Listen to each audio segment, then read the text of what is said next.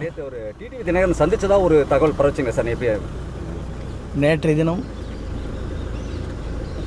என்னுடைய சொந்த வேலையாகவும் என்னுடைய மனைவி சென்னையிலே சிகிச்சை பெற்றுக் கொண்டிருக்கிறார்கள். ஆகவே அது சம்பந்தமாகத்தான் நேற்றைய தினம் சென்னைக்கு சென்றேன். சென்னை சென்றவுடன் என்னுடைய சொந்த வேலையை பார்த்துவிட்டு இன்று துரித ரயில் மூலமாக வீடு திரும்பி இருக்கிறேன். பொதுவாக யாரையும் அரசியல் ரீதியாகவோ மற்ற ரீதியாகவோ யாரையும் நான் சந்திக்கவில்லை. அதுபோன்ற ஒரு தவறான செய்திகள் வந்தவுடன்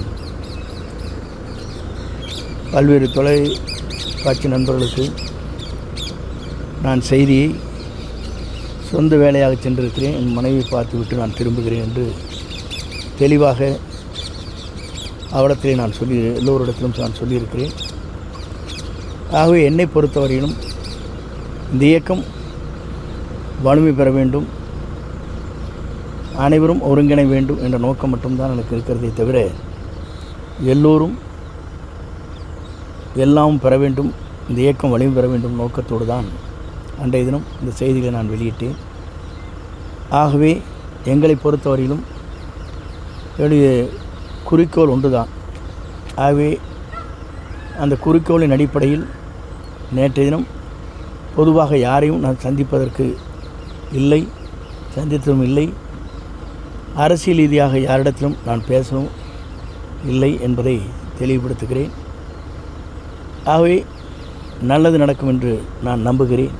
நன்றி, வணக்கம். இந்த ஒருங்கிணைப்பு பணி எந்த அளவுக்கு இருக்குது சார்? நீங்கள் பல்வேறு நண்பர்கள் எங்களிடத்தில் பேசுகிறார்கள். ஒருமித்த கருத்துக்கள் அவன் மனதிலே இருக்கிறது. ஆனால் அதை பற்றி யார் என்னிடத்தில் பேசினார் என்பது சஸ்பென்ஸ் என்று சொல்வார்கள், வெளியிட இயலாது. ஆகவே எல்லோருடைய உள்ளங்களிலும் இருப்பது அதுதான். இன்று வரையும் நான் சொன்ன செய்திகளை ஆன்டி கமெண்ட்ஸ் என்று சொல்வார்கள், அது யாரிடத்திலும் இதுவரையிலும் கொடுக்கப்படவில்லை என்பதை எல்லோருடைய மனதிலும் ஒன்றிணைந்து வெற்றி பெற வேண்டும் என்ற மனநிலை இருக்கிறது என்பதைத்தான் அது எடுத்து காட்டிக் கொண்டிருக்கு. சார், அப்போ இப்போ ஓபிஎஸ் டிடிவி தவிர இப்போ அதிமுக மூத்த நிர்வாகிகள் உங்களோட இந்த முன்னாள் அமைச்சர் அவங்க இந்த கருத்துக்கு உடன்பாட்டோடு இருக்காங்களா சார்? அவங்க ஏதாவது தொடர்பு கொண்டிருக்காங்களா இது வரைக்கும் உங்களோட? அதை இப்போது சொல்வது சரியாக இருக்காது. ஏனென்று சொன்னால் அப்படி சொல்லுகிற போது பல்வேறு சஸ்பென்ஷன் சொல்வது தான் சரியாக இருக்குமே தவிர